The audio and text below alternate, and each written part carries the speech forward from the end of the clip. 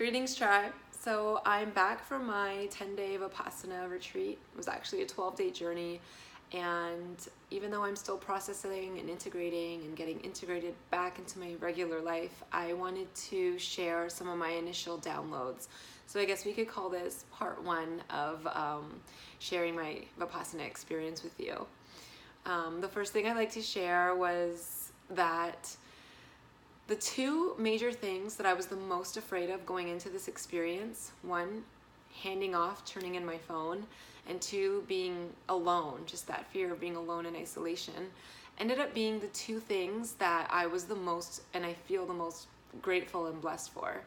I got my phone back on day 11 and it was in no rush.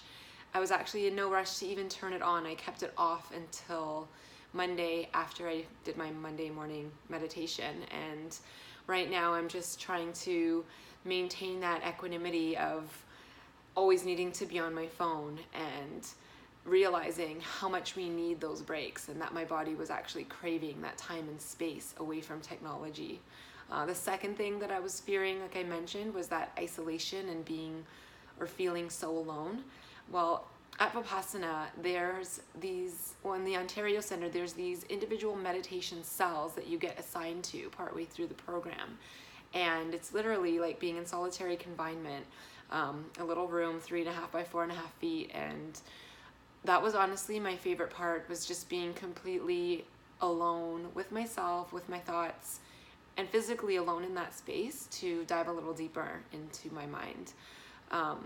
I guess you could say going to Vipassana is like going to jail by choice, because you're given this strict schedule, you're told your meal times, you're told what to do, and you're sentenced to solitary confinement at points, but this jail actually frees your mind rather than imprisons you.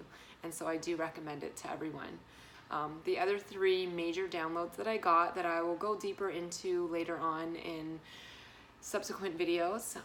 One is just that lesson again of non-attachment, how much we suffer when we attach ourselves to things. Seeing myself attach myself in a microcosm throughout that 10 days, just I can only imagine on a macrocosm the things that I cause myself to suffer over because of my attachment and habits. The second was the lesson of impermanence. Change is constant, moment to moment, and so to not get too caught up when things are going great or too caught up when things are not going well, because change is inevitable, and to just really take in every experience in the present moment and accept the reality for what it is in every moment, knowing it will change. And the third, again, this is always a lesson for me no matter what I do when I go on these deep dives, my Vision Quest journeys, is always the message of self-love and self-acceptance. I'll go more into each of these later, but just I realized in my own thoughts that I depend so much on acceptance and love from others. It probably is why I'm so indecisive all the time, because I care too much about what other people think. And so this is something I definitely will be sharing more on. So yeah, lastly, just a big thank you to Gwenka for bringing these teachings to India and internationally.